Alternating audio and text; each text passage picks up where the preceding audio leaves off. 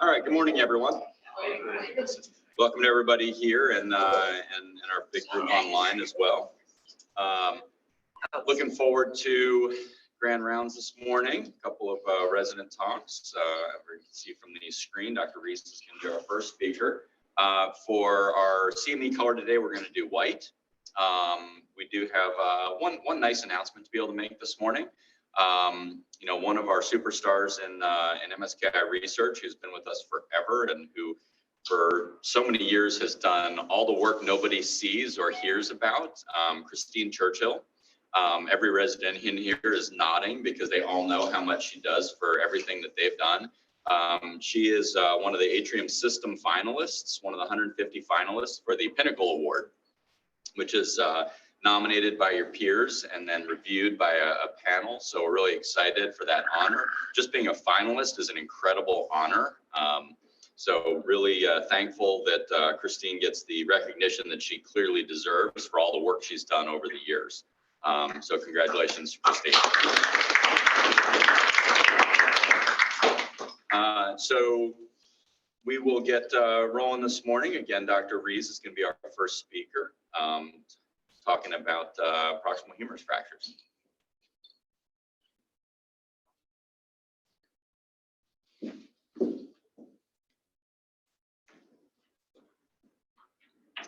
All right, good morning, everybody. My name is Andrew Rees. For those who don't know me, I'm one of the PGY2 orthopedic residents.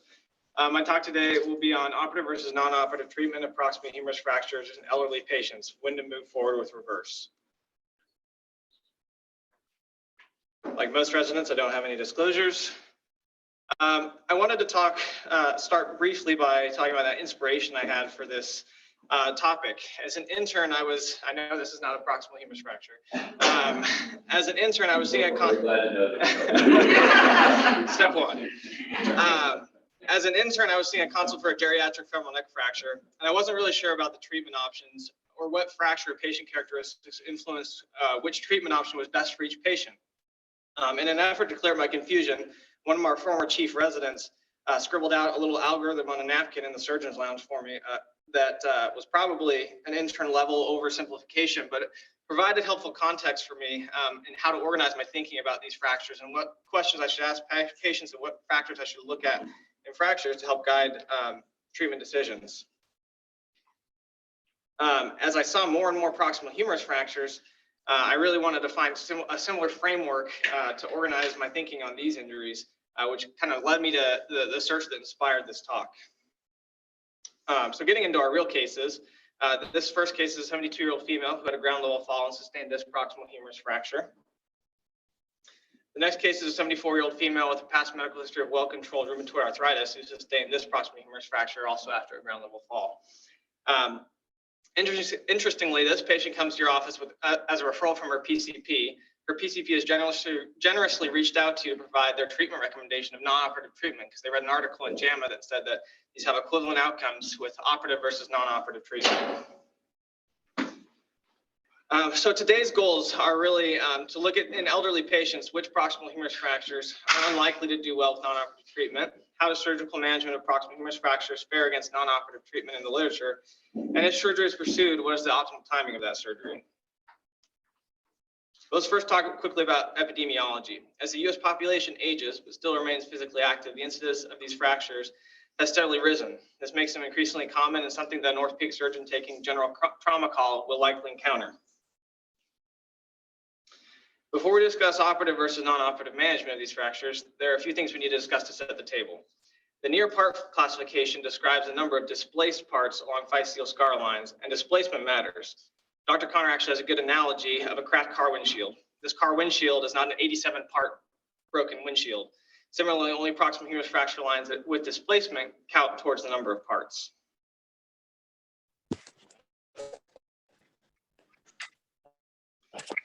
Additional fracture characteristics that do not fit nicely into this classification system, but have significant implications clinically. These include varus valgus deformity, as well as head shaft translation. Another important factor to consider when determining treatment is the vascular status of the proximal humerus. These are all radiographic findings that have been associated with increased risk of humeral head ischemia. Of these, having less than 8 millimeters of calcar length attached to the articular segment, as well as a disrupted medial hinge, are the most predictive. If both of these are present on injury films, there is a 97% positive predictive value of humeral head ischemia. With that background, we can now begin to discuss the treatment options. The first option to discuss is non-operative management. This study out of Scotland, published in JBJS in 2021, examined over 2,200 patients consecutively treated non-operatively with proximal humerus fractures. It included patients of all ages, as well as fractures of all levels of displacement and complexity. Importantly, including displaced and non-displaced proximal humerus fractures. Although most patients did well with non-operative treatment, they reported a non-union rate of 10.4%, which is higher than what had been previously reported. The authors of this study then sought out to identify which fractures were the bad actors, or rather, which fractures were more likely to go on to failure of non-operative management. They built a big model and reported a long list of radiographic variables that contributed to risk of failure of non-operative management. Unfortunately, the results are in this huge table that's not very conducive to PowerPoint, so I'll highlight some of their most salient findings. Their findings first confirmed the generally accepted predictors of poor non-operative outcomes, like displaced 3- and 4-part fractures and head-splitting fractures. They excluded patients with fracture dislocations, but these are also reported to do poorly with non-operative treatment in the literature. One radiographic feature that has strong predictive value was the head shaft angle or varus valgus angle. Fractures with a head shaft angle of greater than 140, or fractures in valgus alignment, had a non-union rate of just 0.8%. In contrast, fractures with a head shaft angle of less than 140 degrees, or fractures that were in varus, had a non-union rate of 12.4%. The next radiographic feature that was strongly predictive of non-union was a head shaft translation, as reported as a percentage of cortical width displacement. Patients in the group that healed without complication had an average of 9% head shaft translation, and patients in the non-union group had an average head shaft translation of 75%. If you combine these two radiographic features, they are strong predictors of non-union with non-operative treatment. The non-union risk in this study arrived at 100% for the most extreme fractures in both of these categories. For these fractures that are more likely to fail non-operative management, there are a myriad of treatment options that have been described in the literature either historically or currently for treating elderly patients with these fractures. Each of these treatments and comparisons between them could easily each be their own grand rounds talk. For today's talk, to keep the scope within a manageable scope for a PGY2 giving his first grand rounds talk, we'll have to do a little bit of cutting of the Gordian knot and focus mostly on the literature that reports non-operative versus reverse shoulder arthroplasty, as this is quickly becoming the most common treatment for geriatric proximal humerus fractures. I'll touch only briefly on some of these other treatments to provide some context for the comparative literature that we'll discuss later. With regards to locking plate fixation, the results in elderly proximal humerus fractures have been fairly poor. Complications include non-union, malunion, screw cutout, and humeral head AVN. This study in JSES showed around 50% failure rate of elderly patients older than 75, with many of these having to require salvage or reverse shoulder arthroplasty. There are dozens and dozens of comparative studies on the role of hemiarthroplasty versus reverse shoulder arthroplasty in treating proximal humerus fractures, and this could easily be its own talk. Hemiarthroplasty still continues to have a role in treating patients with proximal humerus fractures, and is still used with success in select patients. However, in the elderly, the trend in recent years skews heavily towards reverse shoulder arthroplasty, as it tends to have more reliable outcomes for the average patient with more consistent results in pain reduction, patient-reported outcomes, and range of motion. Focusing now on reverse shoulder arthroplasty, one case series out of France published in 2019 reported long-term outcomes in 422 cases of reverse fracture. Reverse has become so popular because it reliably produces satisfactory results for patients for fractures involving tuberosities.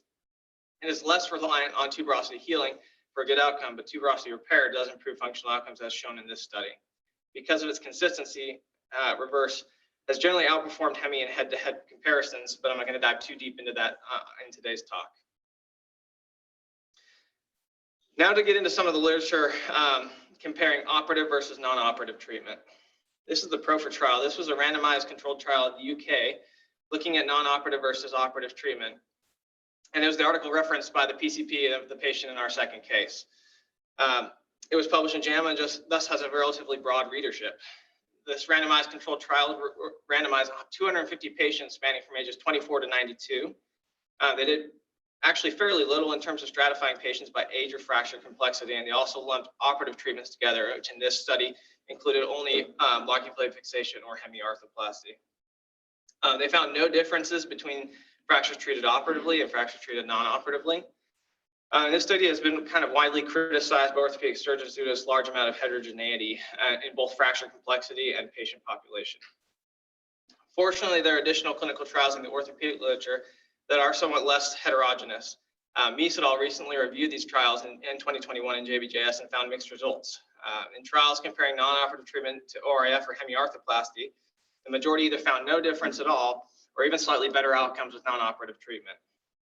There's one hemiarthroplasty study and one reverse study that showed some improved patient-reported outcomes when compared to non-operative treatment. So we'll zoom in specifically on the study that focused on non-operative versus reverse for proximal humerus fractures. This was a study that was done in Spain. They had a total of 59 patients that they randomized to reverse or non-op. The reverse group did have improvement at 1 year with 1 year pain scores on patient-reported outcomes, but there was no difference found in functional outcomes. But one thing that's been commented on this study is that they had a 40% rate of non-union resorption of the tuberosities, which has previously been shown to really correlate with functional outcomes, and this is quite a bit higher than what has been reported in other case series. So if reverse shoulder arthroplasty is both an option for acute fractures as well as delayed salvage of failed locking plate fixation or failed non-operative treatment, this has prompted some to ask, are there differences in outcomes for acute versus delayed reverse for fractures of the proximal humerus? This was a study by Torchia et al. And JSES in 2019, where they had a meta-analysis of 16 comparative studies, both retrospective and prospective, of acute versus delayed reverse for fracture. And they conclude that functional outcomes were equivalent in terms of range of motion and functional patient-reported outcomes. This is a more recent study that wasn't included in that study just because it came out after, out of JSES as well, that compared 36 patients that underwent acute versus delayed reverse for fracture. Their functional outcomes mirrored what had been shown in that meta-analysis, that there wasn't a significant functional difference between the two groups. However, this study did include long-term patient-reported outcomes and found that the average time from injury to pain-free function was 3.5 months in the acute reverse group, as opposed to almost 2 years in the delayed reverse group. When considering arthroplasty for fracture, there are some additional considerations that may help guide treatment. Going back to my napkin algorithm for geriatric femoral neck fractures, if an elderly patient has a femoral neck fracture, one of the things I was taught as an intern to ask them is if they had antecedent hip pain, because if they have pre-existing arthritic hip pain, this may influence their treatment. This led me to wonder, more out of curiosity than anything, what the prevalence of symptomatic rotator cuff pathology was in the elderly population, and some of these treatments rely heavily on an intact rotator cuff function to succeed. This study from Japan used mass screening of a single village and found that the rate of rotator cuff pathology passes well above 30% in patients older than 70, 10% total prevalence of symptomatic rotator cuff disease.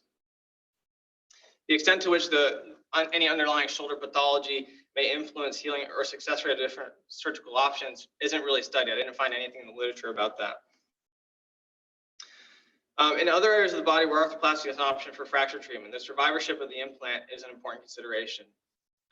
Long-term data on survivorship of reverse for fracture specifically is very sparse. This is a relatively new treatment. The one study that I did find that had survivorship data up to 20 years showed that the implant survivorship was 91% at 20 years. Now for some take-home points before we return to our cases. Studies comparing operative versus non-operative treatment of geriatric proximal humerus fractures are not really conclusive. However, they're limited by heterogeneity of fracture severity, treatment modalities, and patient characteristics. For the most severe fractures, reverse shoulder arthroplasty has quickly become the most popular operative treatment and does produce consistent reproducible results. The question of acute versus delayed shoulder arthroplasty has not been shown to change functional outcomes yet, but the acute reverse does significantly shorten the time to pain-free function. With that difference in time frame and return to pain-free function in mind, it would be helpful to know which patient fracture characteristics predict a poor outcome of non-operative management. It is in these patients that acute reverse shoulder arthroplasty could be considered, given their relatively higher risk of failure of non-operative treatment. There's not much in the literature to support any characteristic that I'm going to talk about here as being a red flag or a hard indication for surgical management, but each of these could be considered orange flags. And if a patient accumulates enough of these orange flags, they are at a much higher risk of failure of non-operative management, and might be worth discussing acute reverse shoulder arthroplasty with that patient. But there's patient factors like age over 70, any antecedent shoulder pain or dysfunction, and poor functional status, as well as fracture characteristics. I think this is what's better supported by that literature that we reported earlier. These include multiple radiographic features. Fracture dislocations have been reported to do very poorly. Displaced 3- and 4-part fractures, head splitting fractures, fractures in varus, fractures with severe head shaft translation, and fractures with medial hinge disruption or less than 8 millimeters of calcar on the articular segment. So let's return to our cases now. After having reviewed the literature, we can see that this first fracture has reassuring radiographic features. It's in relative valgus alignment. There's minimal head shaft translation, and she has an intact medial hinge, all of which she would do well with non-operative treatment. So she was treated non-operatively. These are 8-week follow-up films, and she was doing great. 8 weeks from surgery. This is her range of motion. Her pain is improving. She's really happy with her outcome. If we look at case 2, she has some more concerning radiographic features. She has varus alignment. She has greater than 50% head shaft translation on initial injury films. She has a disrupted medial hinge, all of which suggests she's unlikely to do well with non-operative treatment. So she was treated with acute reverse shoulder arthroplasty. She's only a few weeks out at this point, but her last office visit, her pain was significantly improved, and she was working with physical therapy on strength and range of motion, and she also was very happy with her outcome. So I first got interested in this topic because of the relatively clean algorithmic approach I was taught for geriatric femoral neck fractures. And although that may be a simple oversimplification itself, for geriatric proximal humerus fractures, the reality is that there's not enough data to really support a tidy algorithm to triage these patients. In addition, shoulder arthroplasty data that is truly decades behind hip arthroplasty data just because it's a relatively novel treatment. There also remains the fundamental question of whether or not operative treatment is even indicated in these patients, given some mixed results. And studies that really lack enough consistency to give us good predictions. Today we discussed what the latest literature teaches about patient and fracture characteristics that can help guide our treatment, but perhaps this is the best take-home point from today in a statement from JBJS, an article that just came out in May of 22 that addressed this topic. And I said that the individual contribution of these factors and treatment algorithms to treat these fractures are currently lacking. And due to the large number of factors, any 2 patients with similar looking fractures may not warrant the same intervention. So there's some ambiguity here, but hopefully these studies that we've talked about have provided some guiding principles that will help us counsel these patients going forward. I just want to make some acknowledgments and special thanks to Dr. Connor, Dr. Hammett, Dr. Jory Connor, one of our sports fellows, and Dr. Kempton for their amazing assistance and feedback and guidance in helping putting this presentation together. I want to give a special thanks to Dr. Connor and Dr. Hammett for a great couple of months on the Sports and Shoulder Nova service. I've learned a lot, had a terrific experience with them. These are my references, and I hope you enjoyed the talk. Thanks for your attention.